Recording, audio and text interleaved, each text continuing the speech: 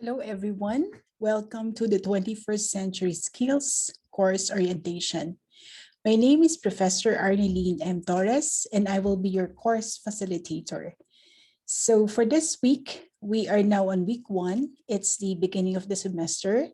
It's also the first day of class. Now, for the information of everyone, I am doing a video for the course orientation to give you the opportunity to, have a glimpse or see and maybe listen to the content of this course so that you can decide for yourself whether you want to keep this course or maybe you think that you're not ready yet and that you would like to delay the taking of this course. Then watch this video so you can decide whether you would like to push through with this class, or maybe if you want, you can probably be joining another class. Also, for your information, I have 2 classes, one daytime and another one is the nighttime. For the time, I just want you to check the notice that I have posted earlier this week about the time, about simple instructions on how to enjoy and make the most out of this class. So going back to the daytime and the nighttime, please check the schedule. Now, for the daytime, I expect my students to be conversational in English, and at the same time, I expect my students to be interactive and are ready or willing to be engaged in different classroom activities. Likewise, in the evening class, it's the same expectation. Students should actively participate in class. However, the difference between the day and the night classes is the instruction. Uh, the daytime classes would have I expect that the daytime students would be more conversational and familiar with the use of the English language, while if you think that you are still learning the language and need time to practice it and still shy to probably do presentation using a second language, I recommend that you take the night class. Okay, so whatever class you take, I will be very happy and I will be welcoming you in the class. Don't worry if your English is not so good. Also, my English is not perfect as well because I'm not a native speaker. So altogether, we can learn how to use English properly and maybe give you the opportunity to gain confidence in speaking a second language, especially for Koreans. Now, if you are a foreigner joining this class, wherever you're coming from, you're very much welcome. And it would be a good opportunity to have foreign students in this class joining with the Korean students. That would mean that having a mixed of culture is something that is advantageous also for all of us. Okay, so before I start, I want you to look at the pictures of my former students who have taken my classes. As you see, the students uh, whom you are seeing right now, their photos are actually students from my 2 classes. I usually handle 2 undergraduate courses. The first one is International Tourism and Culture, and the other one is a 21st Century Skills course. Whatever class you will be taking under me, you are always expected to be active. Okay, so as you see, I have photos of students doing presentation. The other photo is some students, both Koreans and foreign students together. We went to a tea ceremony. The students, the foreign students especially, were given the chance to try the handbook And they were given a lecture about the importance of a tea ceremony and how to do it. Then in another photo, you will see that students are holding an origami. Okay, so that is an activity that was facilitated by one student in the class. I asked her to do something for the class to express her creativity and also to practice how to give instruction. And so after doing the activity, that is what they came up with. Now, another student or another group of students, if you will see, is a mixture of foreign or overseas students together with Korean students. I always look forward to the mixture of foreign and Korean students because we take advantage of their presence, of each other's presence. It would be a good opportunity to have a intercultural interaction. And the single photos that you see here, some students are holding something. Like, for example, one is holding an album of BTS. She's a fan of BTS, and she doesn't speak English well, but she can really express herself in English, a little small English. If you ask her about BTS, she even brought some album and have us listened to the music of this group. Then another student is holding a microphone. And if you see, she's looking down because she can't memorize and she's not confident expressing herself. So what she did is she went to the front courageously. She hold the microphone and is reading her script. So I allow that in my class. As long as you are interested to participate, willing to learn and willing to develop yourself, this class is for you. Now, another one is a Japanese exchange student who joined also my class, and she shared her culture together with, you know, with some important information about her home country. Then I also have working students in my class, especially the nighttime. And if you see, one student is holding a brochure. It's about the different products of their bank. She works in Dago Bank.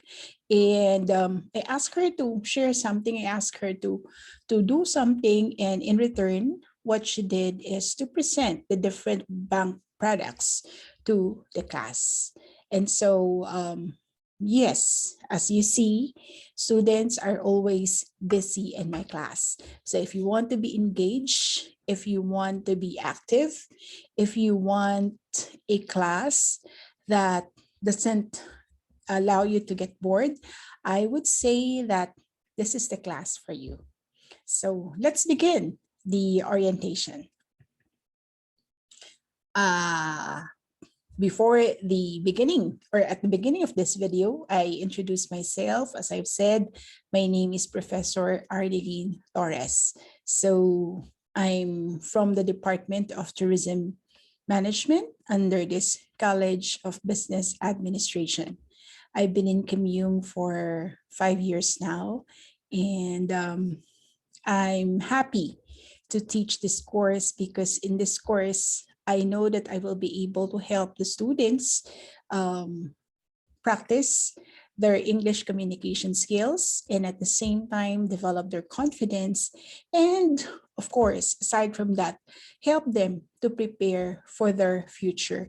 That is, equipping. How do you prepare for your future? You prepare for your future by by getting ready. And how do you get ready? This is trying to learn new skills, practice it, so that when the need arises in the workplace or even here in the university, you will be able to respond to what is needed at that moment. So I also have written here my contact information. You can reach me through that number. I'm also available in KakaoTalk, in FaceTime, And also, if you want to practice your writing skills, then you can send me an email. So as I've said, I know that not all students are very confident in using the English language. If you have questions and if you think you cannot express yourself in English, then you may write in the language. I know that's Hangul comfortable with you, and I will try my best to respond to you by but of course I'll try my best to translate your message so that I can respond to your concern. Okay, so moving on, I would like to share with you the course description. So what is this course about? Probably you're wondering, what is 21st century? What is there for us to get or to gain? Okay, but before we go into that, I would like to describe what this course is. So the first is to explore the essential elements needed for the acquisition of knowledge and competencies to cope with the demands of the 21st century. So you see here the word 21st century, and that is why that's the title of the class. We are we are actually um, aiming to prepare the students for the needs of the 21st century workplace. So as you know, the workplace is getting more complicated, especially because technology is already present and there is the collaboration or the working together of both the machines and the humans. And so it might be a different situation in the workplace. And that is the very reason why we want the students to get ready. Not only the cooperation or the co-working of the automation or the technology and the the professionals, but also we would like that professional to be more competent than the robot. Because of course, what's the difference between you and the robot? Robots are made by humans, and so therefore the humans who will be working in the uh, different workplaces is expected to be more tok, to be more smarter than the technology.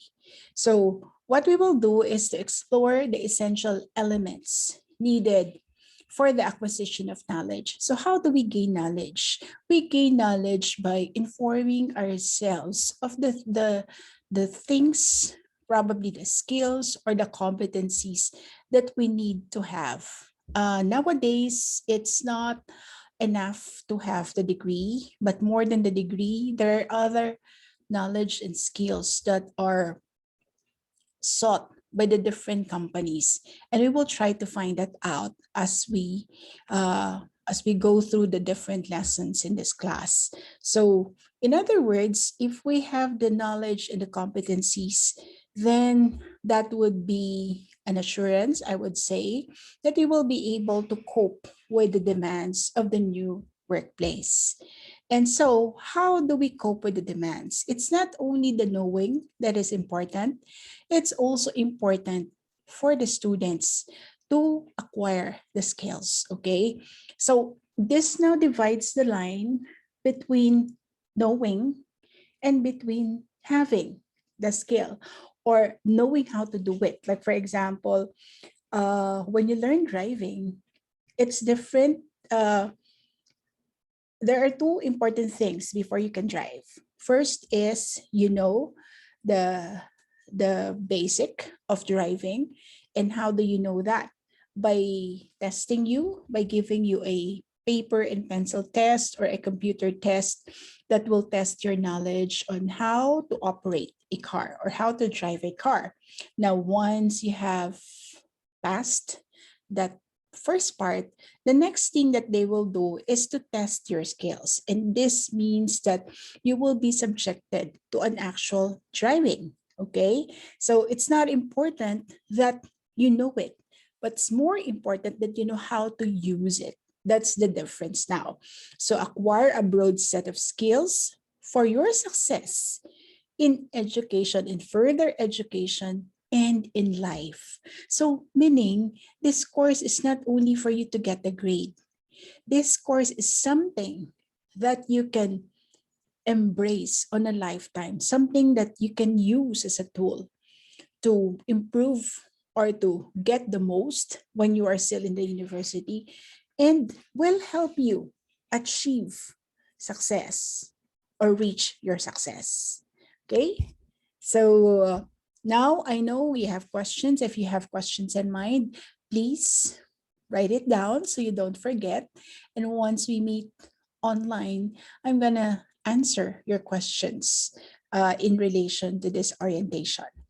Okay, so what else do we need to do, or what else will this course give us? So there are skills identified as the 21st century skills, and those skills are needed to succeed. Okay. If you're asking what are those skills, first of all, I would like to say communication. You are also expected to know how to be creative. You are expected to know how to collaborate with people, whether these people are coming from the same ethnicity as yours, or maybe from that these people are coming from different races. Another skill would be critical thinking or problem solving skills. So these skills, I don't know if you have learned in the university, or maybe if you have learned the skills while you were in maybe middle school or high school. So if you've learned it before, it will be a good opportunity to retest yourself, whether you still have that skill, or if you haven't learned it yet, or if you do not know about it. This is the good time to know what are these skills needed for the 21st century workplace. And we have described here that the 21st century workplace is something complex.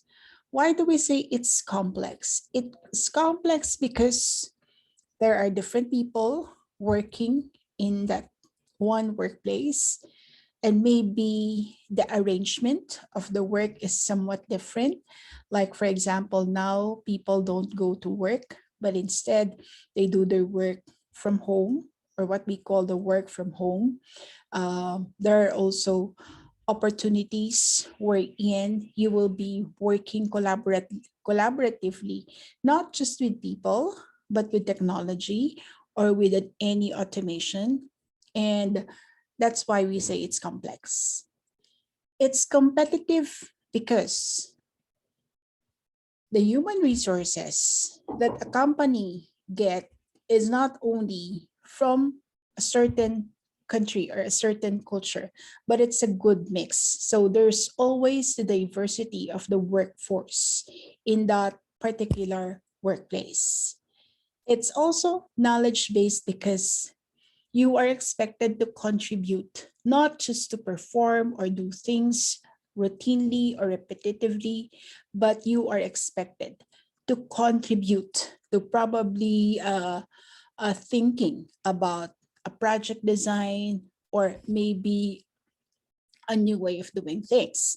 That's why we say it's knowledge based. And also, we said that we are now in the information age. Information age means that information is very fast. You can just access information using your smartphone, any information that you need. So it's very easy.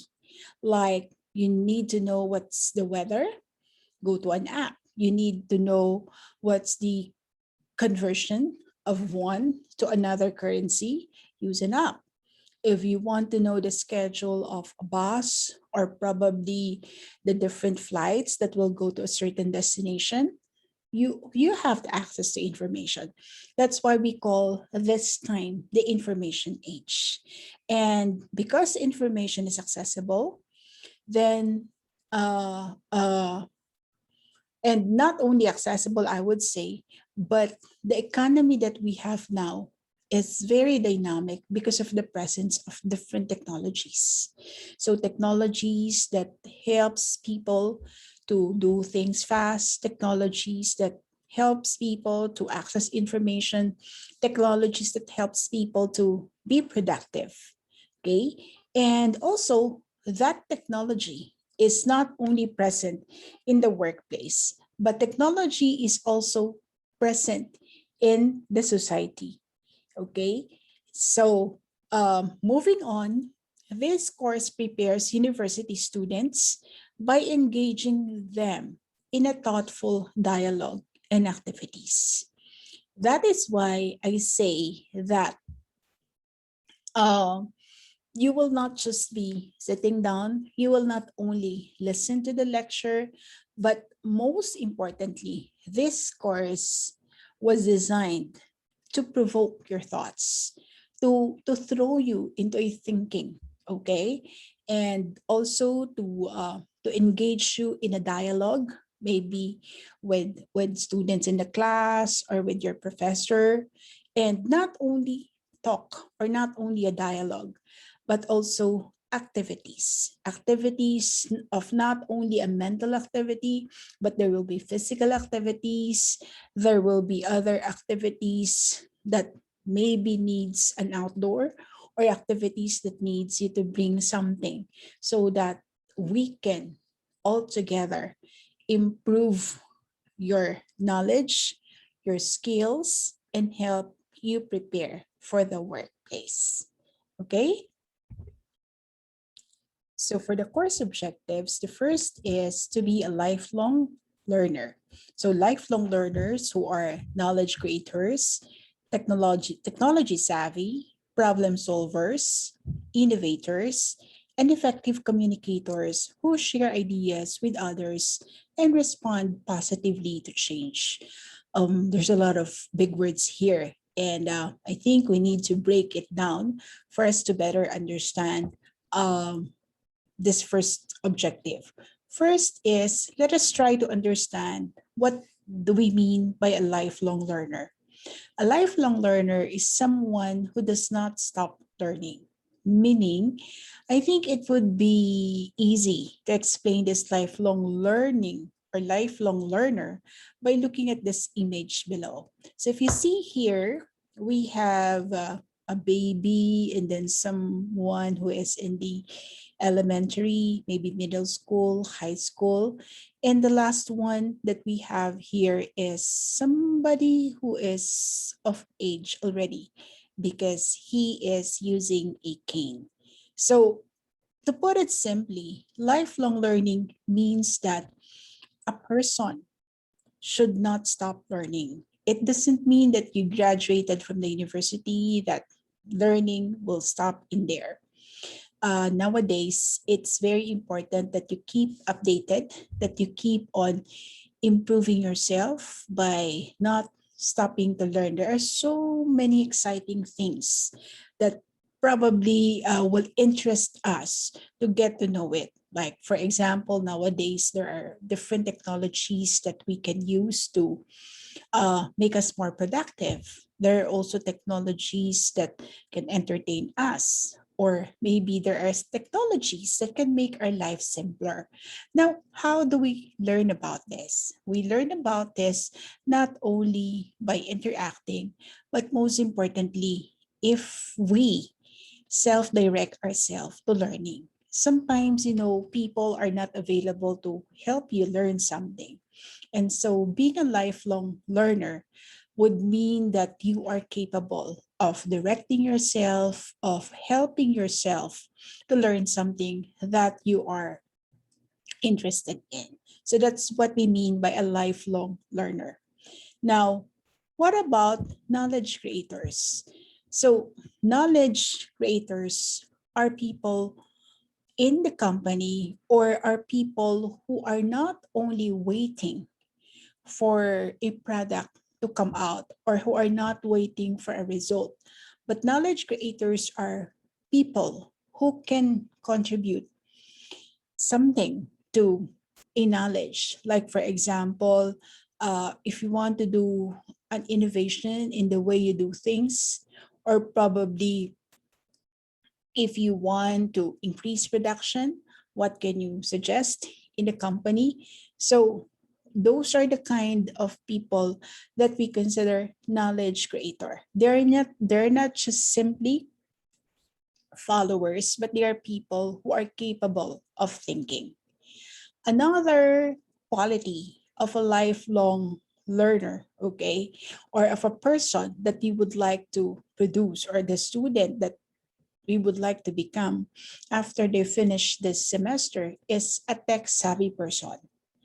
Tech savvy means, like what I've said, technology is here to help us. Technology is here to make our lives simple. And so when we say technology savvy, this is the person who knows how to maximize the use of technology. Maximizing the use of technology would mean taking advantage of the technology on how he can make himself more smart, more productive, and probably more efficient. Problem solvers are people who are not just there to listen to a solution, but to give solution to a certain issue or to a certain problem. Like, for example, we are undergoing a global pandemic, and the people that we consider problem solvers are maybe the health workers, or maybe the scientists who developed the vaccine against COVID-19 virus. So we consider those group of people a problem solver. Now, you need not to be a group. It need not to be a big complex problem. Problem solving can start by doing things or practicing into small things.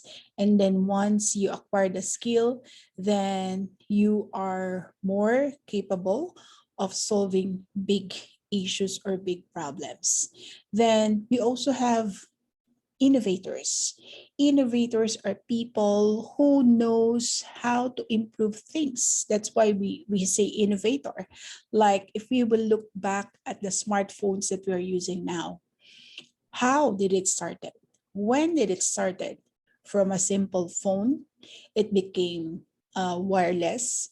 From that wireless, a camera was added, messaging was added, and to cut the story short, we now have a flip phone.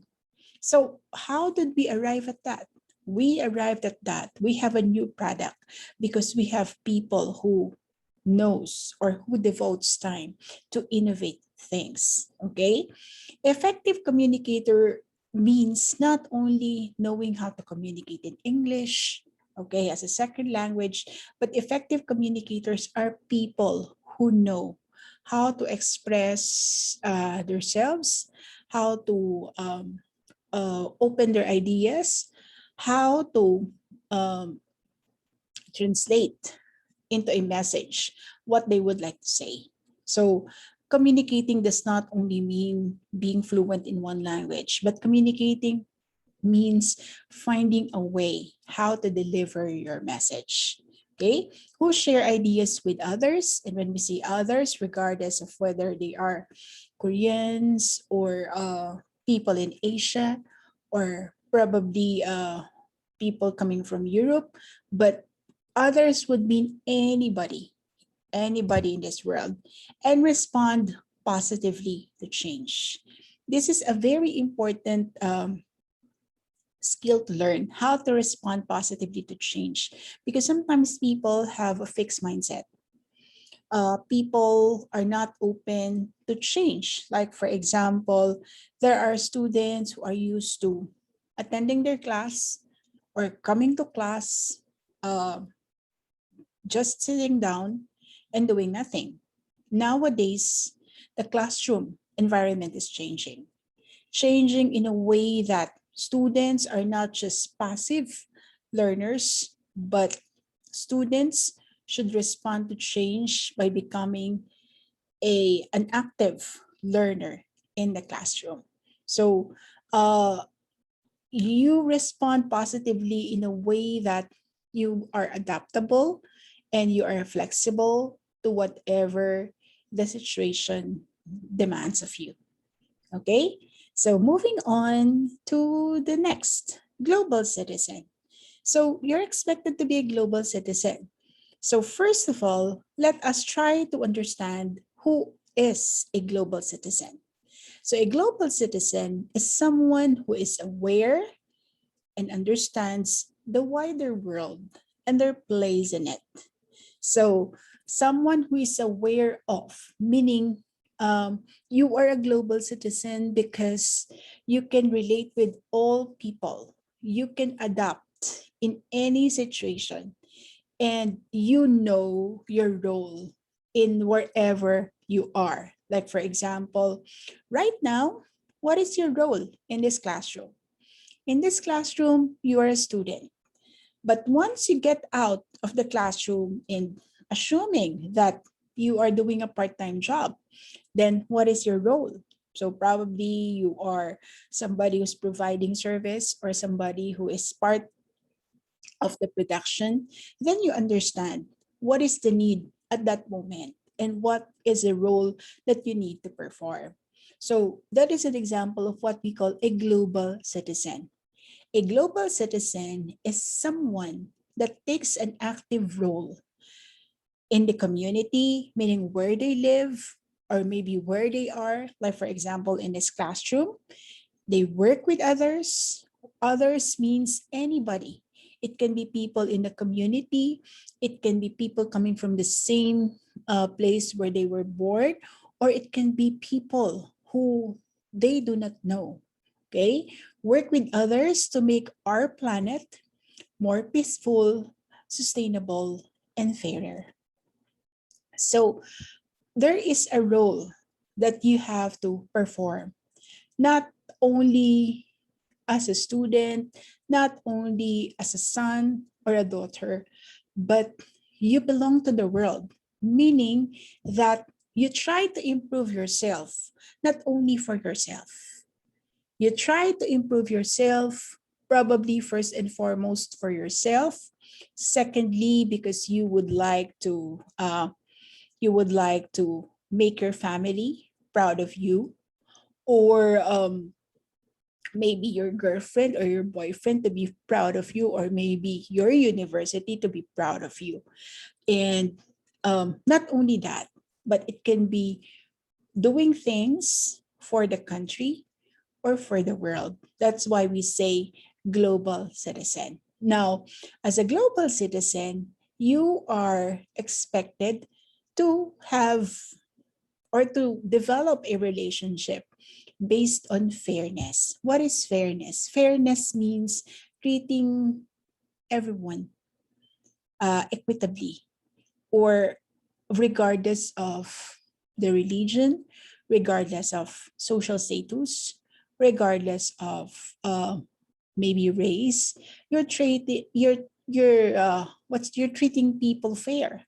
You're not taking sides because, oh, this is a Korean, okay, or this is somebody who comes from my hometown. So fairness means you're always fair.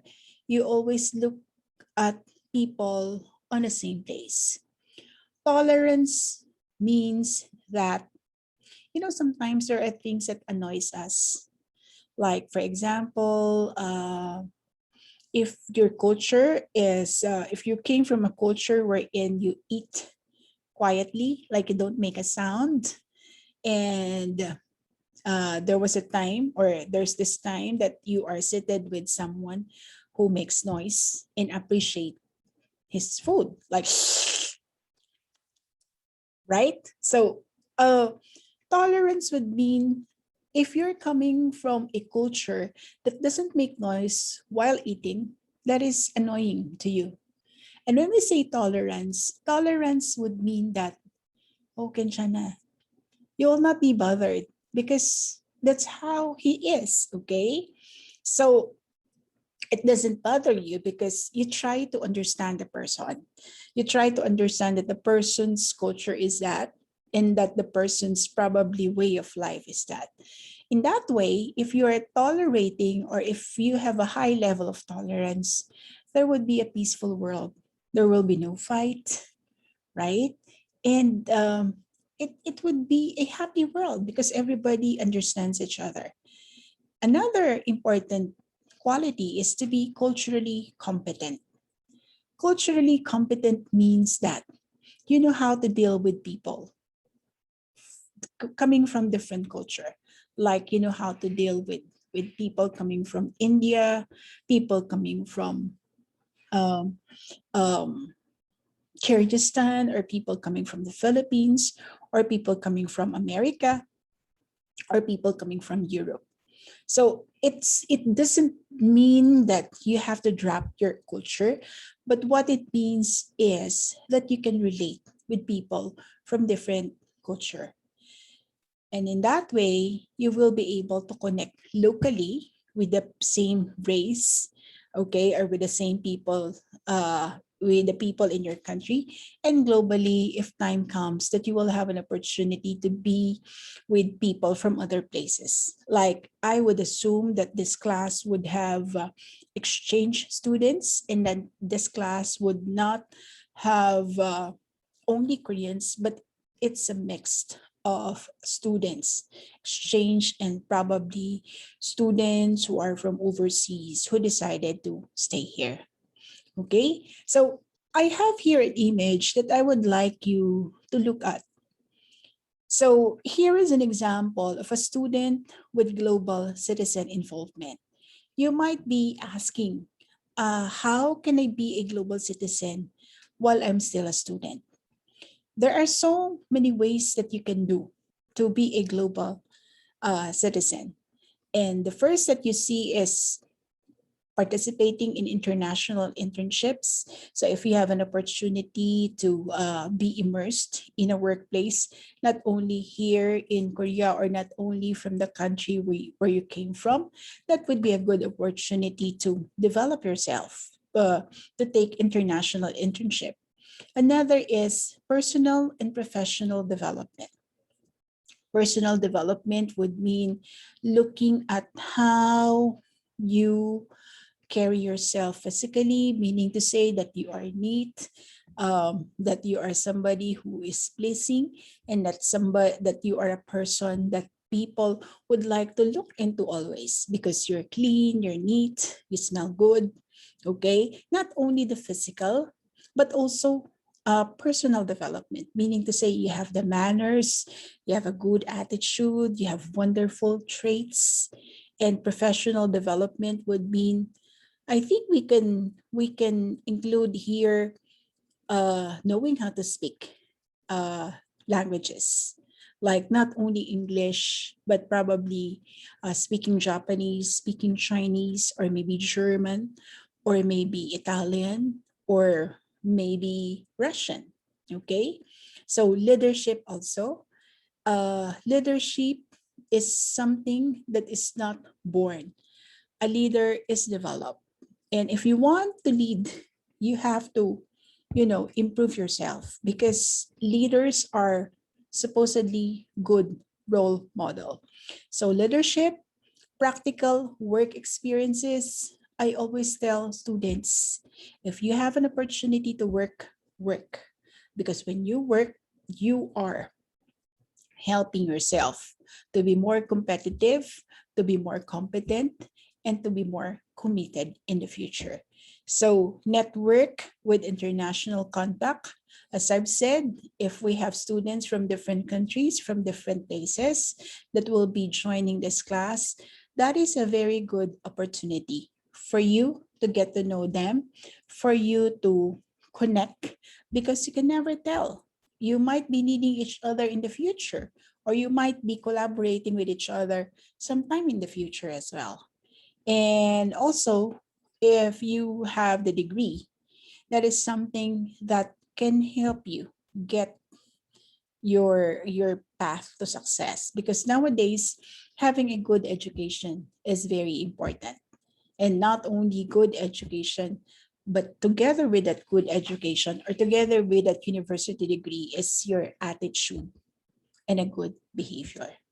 Okay, so moving on, we want the students to be successful. That is our goal. We want the students to be successful. And how do you become successful?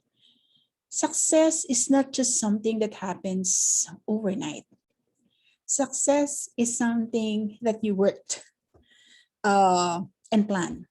That's why you have to set your goals. That's why you have to take an inventory of who you are now, what knowledge, what skills do you have, and what other things that you need to, to fill that gap between who you are now and who would you like to become in the future.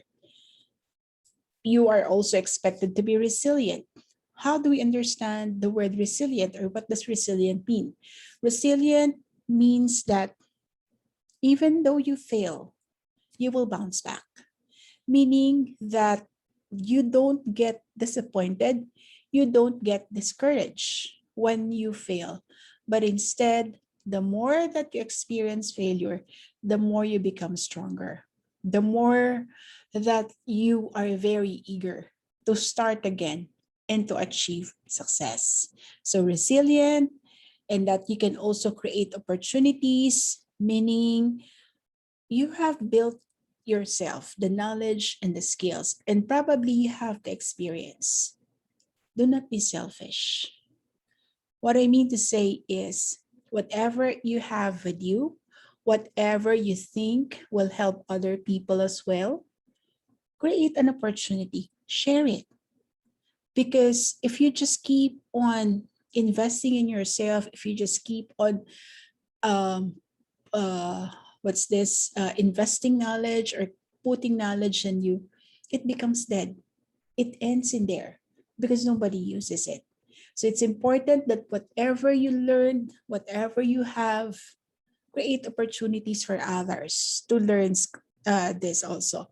So if you will recall the first slide that I showed you, I asked the students to share what they know, to share their hobby, to share the information that they know. And in that way, they will become more informed and more confident because they share it with other people.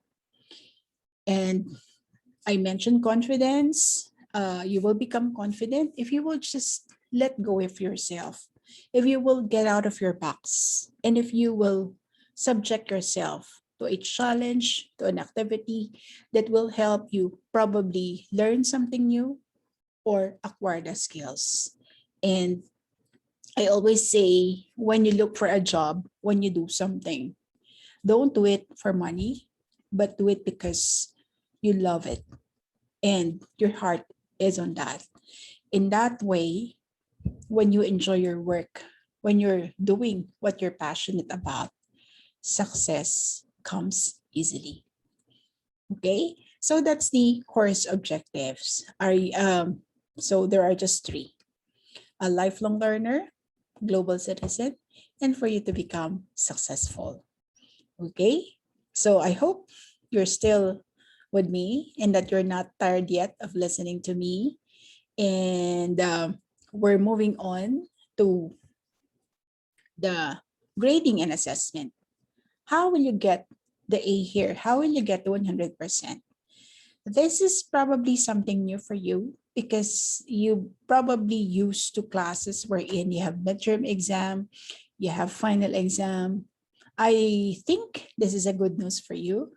Good news because there's no midterm exam, there's no final exam.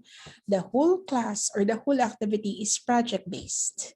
And so, because it's project based, 90% of the grade comes from your participation, active participation, meaning that whether we're doing a face-to-face class, we're doing online, you participate in the activities. We can still have activities even though we are online. We can come up with teams, we can have breakout groups or breakout rooms wherein you can do two things together. We can also do individual activities. The technology or the platform does not limit us from learning. And so bear with us, bear with me for 1 whole month that we will just be doing things online. But after the month of September, we will see each other, we will more enjoy because we're doing activities face to face. Okay? And another 10% is the attendance. So look, if you miss a class, you don't only miss the 10%. you miss the 90% chance of getting a good grade because every meeting there is an activity. Okay? So next, there are only 3 lessons, or the lesson is divided into 3. There are, we will be learning problem solving, communication and teamwork, and learning skills for global competency. Now, if you're curious, I'll show you some of the things that you would probably want to know. How do we do problem solving? So in problem solving, here are the things that we can do, or we will be doing activities and probably projects that we will be doing. First, we'll try to understand the problem solving process. Second, we will practice critical thinking and creativity skills. Third, we will learn how to comprehend and analyze. There are a lot of activities that will give you an opportunity to learn how to understand and how to analyze things. We will also learn the difference between a closed mindset or a fixed mindset and an open mindset. And also, we will try to learn how to learn. So as you see in the photos on this slide, students are not just sitting down. There is a student here who is doing his presentation. And then also in the classroom, there are opportunities to talk together through different group activities. Okay. Next is learning communication and teamwork. Here, we will do practice, or we will try to do activities that will help us learn how to communicate with peers and supervisors, how to be part of a collaboration, how to lead, how to build networks and branding, and maybe an opportunity for you to learn how to do debate. And last but not the least, we have learning skills for global competency. Here, we will try to learn dynamic traits. We will encourage innovation. So as I've said, you have to be innovative. So how do we learn how to be innovative? So we'll give you an activity that will encourage you to practice innovation. We'll try to foster also a culture of iteration. And also, I would like to change your mindset with regards to failure, because some people think that once they fail, that's the end of their life. No, I would say that failure is a learning opportunity. And so we will try to understand how can this failure be a learning opportunity. And last but not the least, we would like to understand how to adapt to change. Okay, so very interesting lessons. Interesting because there's no textbook. Okay, there are notes that will be given to you. I will be showing you presentation. I will not be distributing PowerPoints. So if you think you're interested on that slide, you may take a screenshot, but I don't give my presentation. But you can freely do screenshot. Okay, and that's it. So if you have questions, reserve that question when we meet each other next week. So again, if you would like to communicate with me in advance, I'm giving you my email address together with my contact number. I also have a Facebook group for students who would like to do the activities that I do in class, and that's the link to the Facebook group. Okay, so I hope I interest you. I hope that at this week you will be able to decide whether you would like to take the challenge, you would like to be engaged, you would like to have a fun learning experience, or you're not ready yet and you just want to attend a class wherein you will listen and be free to do whatever you want to do while listening to the lecture. Again, it's your choice. So at this point, I would like to thank you for listening. I hope you can decide. That's actually my objective for doing this orientation in advance so that we can already start the class by next week. So again, thank you. Kamsahamnida. And in my language, we say maraming salamat. See you online. Bye!